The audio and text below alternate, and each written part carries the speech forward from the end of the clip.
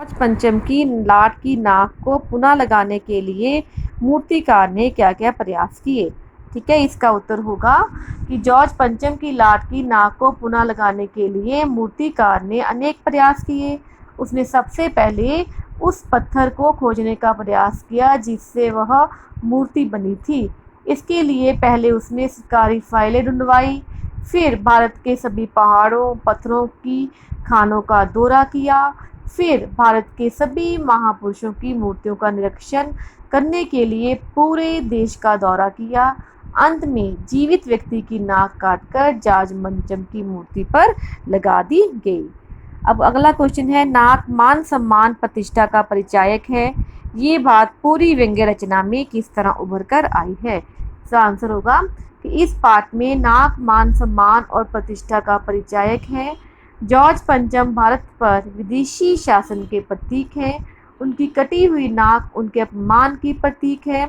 इसका अर्थ है कि आज़ाद भारत में जॉर्ज पंचम की नीतियों को भारत विरोधी मानकर अस्वीकार कर दिया गया होगा। रानी एलिजाबेथ के आगमन से सभी सरकारी अधिकारी अंग्रेजी शासन के विरुद्ध अपनी नाराजगी प्रकट करने की बजाय उनकी आराधना में जुट गए थे। जॉर्ज पंचम का भारत की धरती से कोई भी अनुराग नहीं था। उनकी आस्था पूरी तरह विदेशी थी। उनकी मूर्ति का पत्थर भी विदेशी था। फिर उनका मान सम्मान किसी भारतीय नेता या बलिदानी बच्चों से भी अधिक नहीं था। उनकी नाक भारतीय स्वतंत्रता सेनानियों की नाक से नीची थी।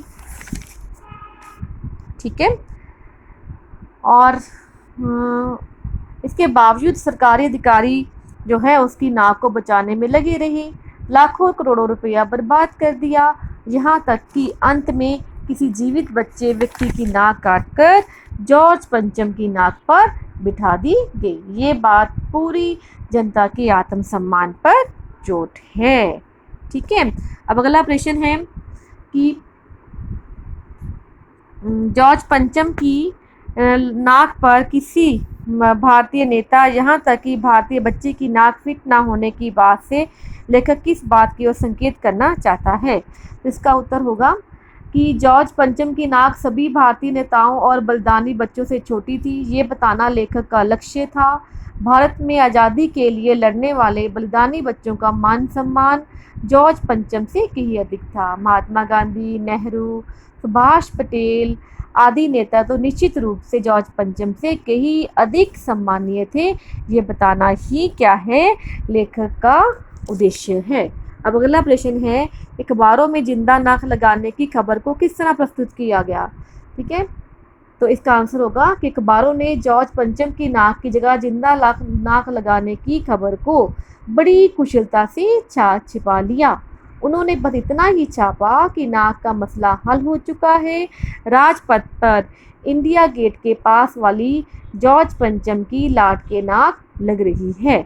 अगला प्रश्न है कि नई दिल्ली में सब था, सिर्फ नाक नहीं थी। कथन के माध्यम से लेखक क्या कहना चाहता है। इस कथन के माध्यम से लेखक कहना चाहता है कि आज़ाद भारत में किसी प्रकार की सुख सुविधा में कोई कमी नहीं थी, सब कुछ था, परंतु अब भी भारतीयों में आत्मसम्मान की भावना नहीं थी।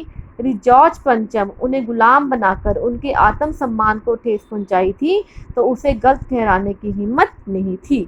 अब अगला प्रश्न है, जॉर्ज पंचम की नाक लगने वाली खबर के दिन अखबार चुप क्यों थे। इसका आंसर होगा कि उस दिन सभी अखबार इसलिए चुप थे क्योंकि भारत में ना तो कहीं कोई अभिनंदन कार्यक्रम हुआ, ना सम्मान पत्र भेंट करने का आयोजन हुआ, ना ही किसी नेता ने कोई उद्घाटन किया, ना ही कोई फीता काटा गया, ना ही सार्वजनिक सभा हुई।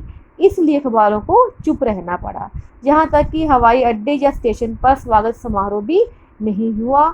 इसलिए किसी नेता का ताज़ा चित्र भी नहीं छप सका। थैंक यू बेटा, थैंक यू।